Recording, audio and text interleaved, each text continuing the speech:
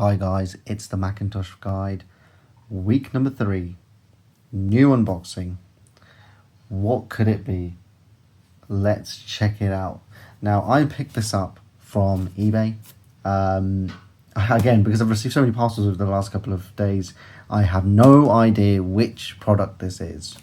But let's unbox it together and see what it is.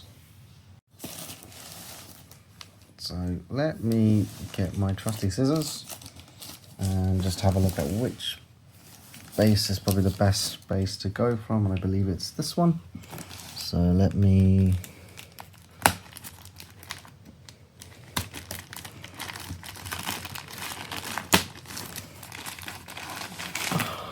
there you go.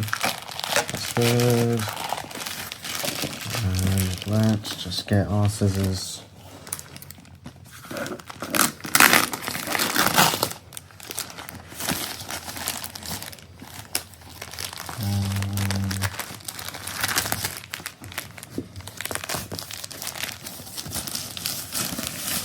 So it's a box. It's a box of some sort. But what could it actually be? Oh, that was a bit of a struggle.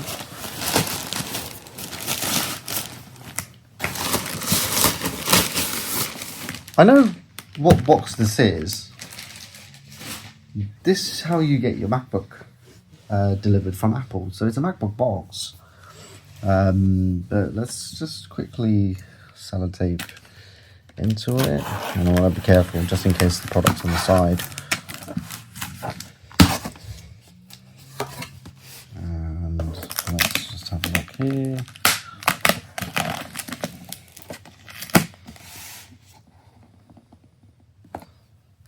Let's just put this in here.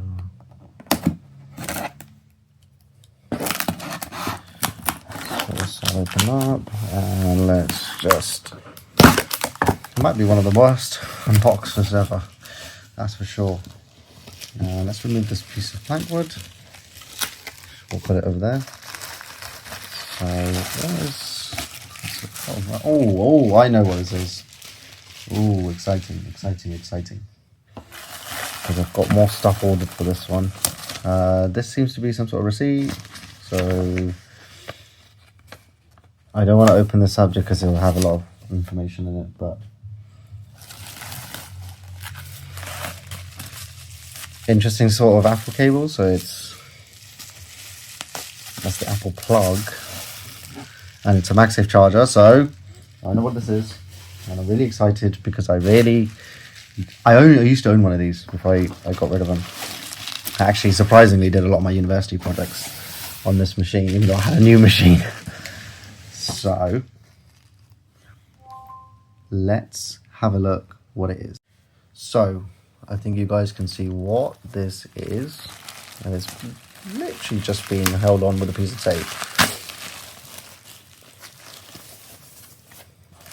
And guys, this is one of my personal favorite machines. It's a 2010 MacBook. Now, I had one of these. Sounds like a jet engine taking off when I was in university. I remember the battery life was horrible. I also had a 2012 MacBook Pro at that time that I would also take, but it was just too heavy. So I used to take this with me everywhere.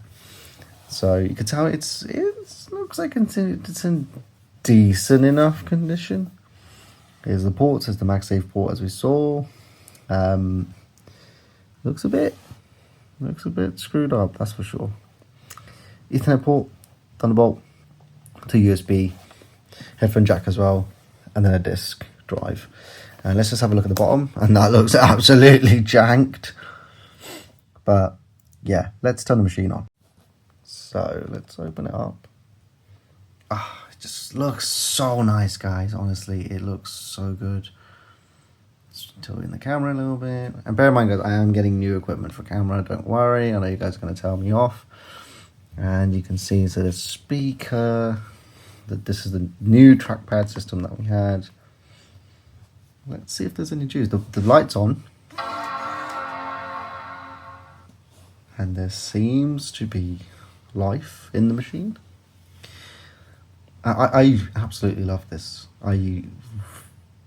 I did love this machine, and also I have got a upgrade video coming up for this as well. So we're going to be installing some SSD, RAM, and we're going to be doing something similar as we're going to do to the machine we got a few weeks back.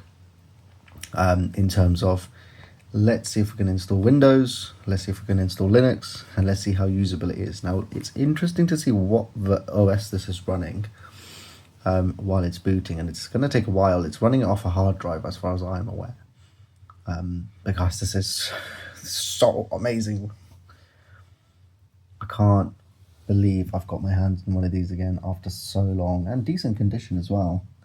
One thing that I'm going to have to try and think about is how am I going to get this connected to my monitor, because every device nowadays is USB-C in terms of docking stations and HDMI. There is no HDMI port in this. There's a Thunderbolt port. I think I have a Thunderbolt port HDMI cable somewhere that I need to find. So we can also test how this works with an ultra-wide machine while it's connected to an ultra-wide.